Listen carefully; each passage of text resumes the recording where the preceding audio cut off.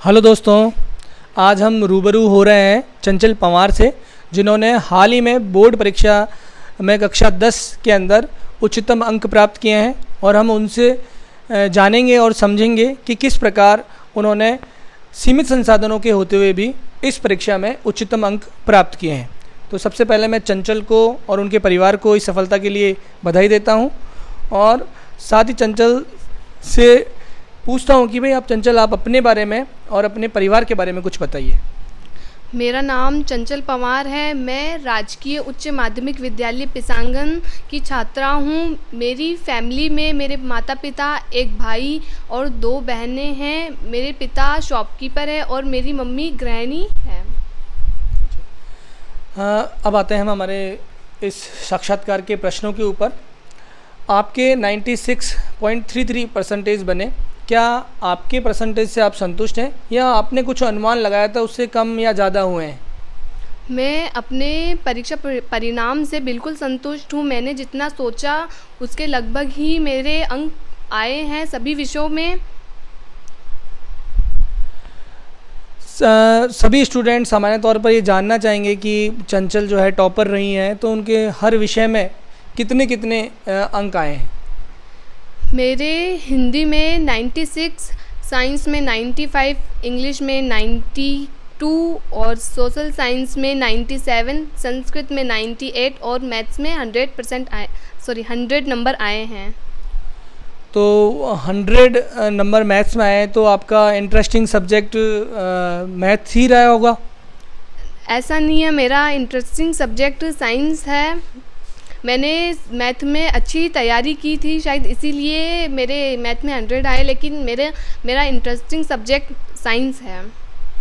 सामान्य तौर पर हम ये देखने में या सुनने में मिलता है कि जो इंटरेस्टिंग सब्जेक्ट है उसमें विद्यार्थी है जो अच्छे से परफॉर्म कर लेता है, लेकिन जिनके प्रति उनका इंटरेस्ट नहीं है उनमें भी आपने अच्छे मार्क्स प्राप्त किए हैं। तो उन सब्जेक्ट को आपने किस प्रकार तैयार किया है? मैंने अपने सभी सब्जेक्ट को बराबर समय दिया है, लेकिन जिनमें मेरा इंटरेस्ट नहीं है उनमें मैंने अधिक कुछ ज़्यादा नोट्स और टीचर्स की हेल्प ली है। जिनमें मेरा इंटरेस्ट नहीं है उनमें मैंने बार बार में क्वेश्चन पूछ के अपने डाउट्स को क्लियर किया है।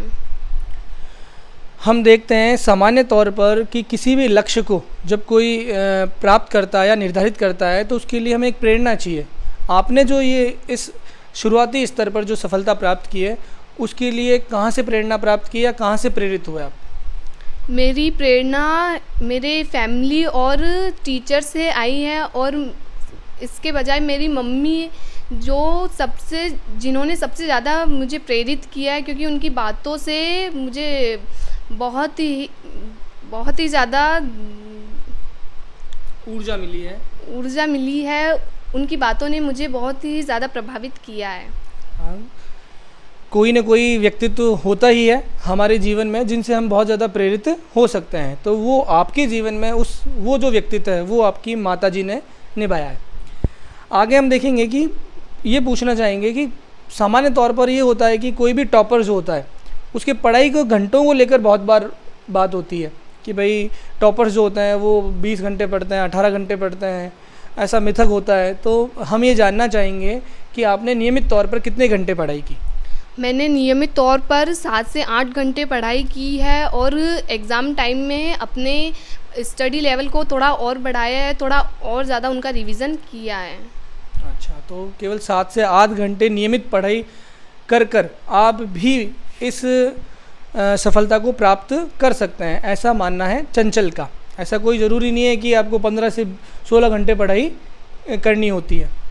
हमने देखा कि पिछला जो साल था वो कोविड के कारण हमारा विद्यालय जो है बार बार बंद हुआ था, काफ़ी समय तक बंद रहा था, और एक मानसिक तनाव से भी छात्र गुजरे थे। पूरा समाज गुजरा था, उनमें छात्र भी थे। तो उस मानसिक तनाव से किस प्रकार आपने निजात पाई और उस कोविड के दौरान अपनी पढ़ाई को किस प्रकार से संतुलित रखा? कोरोना के टाइम पे जब लॉकडाउन लगा था तो सभी को ऐसा लगा कि अब पढ़ाई कैसे होगी, स्कूल भी बंद है तो अब पढ़ाई कैसे होगी। तो मैंने ऑनलाइन प्लेटफॉर्म को चुना। मैंने ऑनलाइन प्लेटफॉर्म से पढ़ाई की है, और मैंने लॉकडाउन में योगा किया जिससे कि मेरा मन शांत हो और मैं अपनी पढ़ाई पे ध्यान दे सकूं और अपनी मानसिक स्थिति से, जो कोरोना की मानसिक स्थिति थी, उससे मैंने छुटकारा पाया योगा की वजह से। आगे अपन एक और सवाल से ज़्यादा बेहतर तरीके से जान पाएंगे कि हम देखते हैं कि परीक्षा के दौरान प्रत्येक परीक्षार्थी जो है वो तनाव से कम या ज़्यादा तौर पर प्रभावित होता ही है, आप भी हुए होंगे। तो परीक्षा के दौरान जो तनाव होता है, उस तनाव को आपने किस प्रकार से संतुलित किया, किस प्रकार से मैनेज किया कि जिससे आप अच्छे तरीके से अपने उन दिनों को निकाल पाए और एक अच्छा रिज़ल्ट दे पाए?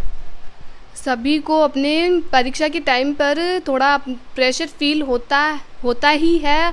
मैंने जब मुझे ऐसा लगा तब मैंने अपने जो इंटरेस्ट की चीज़ें वो की, जैसे कि मैंने अपनी बहन के साथ बातें की, फैमिली के साथ समय बिताया और मैंने योगा किया जिससे कि मेरा मन शांत हो जाए और मुझे इतना प्रेशर फील ना हो, मैं अपनी पढ़ाई अच्छे से कर सकूं। हाँ, तो ये एक बहुत महत्वपूर्ण विषय है कि हम देखते हैं कि परीक्षा के दौरान जो है सभी विद्यार्थी कम या ज़्यादा तौर पर प्रभावित होते हैं और उनके अपने अपने तरीके होते हैं। तो चंचल ने बताया कि योगा और अपने इंटरेस्ट के काम करके आप उस तनाव से दूर रह सकते हैं या उसको अपने नज़दीक नहीं आने दे सकते हैं, जिससे कि आप अच्छे से परफॉर्म कर पाएँ। इसी कड़ी में अपन एक और प्रश्न आपके सामने ये रहेगा कि सामान्य तौर पर हम देखते हैं कि इस उम्र में अभी जो नए नौजवान विद्यार्थी हैं वो सभी का कहीं ना कहीं सोशल मीडिया पे कोई ना कोई अकाउंट बना हुआ है। आपका भी कोई किसी प्रकार का सोशल मीडिया पर कोई अकाउंट या आप भी एक्टिव रहते हैं? मैं सोशल मीडिया पर बिल्कुल भी एक्टिव नहीं हूँ। मैंने फ़ोन को सिर्फ अपने काम के लिए, अपनी स्टडी के लिए ही यूज़ किया है। बाकी जो स्टूडेंट होते हैं वो फ़ोन को सोशल मीडिया पर बहुत ज़्यादा एक्टिव होते हैं, जिससे उनकी शिक्षा पर नकारात्मक प्रभाव पड़ता है। तो सामान्य तौर पर हम देखते हैं कि इस उम्र में जो हमारी पढ़ाई की जो मैट्रिक क्लास जो है, 10वीं क्लास जो है, महत्वपूर्ण समय होता है, उम्र भी महत्वपूर्ण होती है। इस समय हम देखते हैं कि बहुत सारे युवा जो हैं वो सोशल मीडिया में अपना बहुत सारा समय ज़ाया करते हैं, तो उससे कहीं ना कहीं बचना चाहिए, चंचल का ये मानना है। हमने देखा और ये सुना भी होगा कि सामान्यतः लोग कहते हैं कि सरकारी विद्यालय के जो विद्यार्थी हैं वो बहुत अच्छा परफॉर्म नहीं कर सकते, बहुत अच्छे अंक नहीं ला सकते। आपने इस मिथक को दूर किया है और आपका जो परिणाम आया है उसमें अपने विद्यालय का कितना योगदान मानते हैं? ऐसा बिल्कुल भी नहीं है कि सरकारी स्कूल के स्टूडेंट अच्छे नंबर नहीं ला सकते, वो भी ला सकते हैं अच्छे नंबर। और मेरे इस पढ़ाई में, मेरे इस अचीवमेंट में मेरे विद्यालय का 100% सपोर्ट रहा है।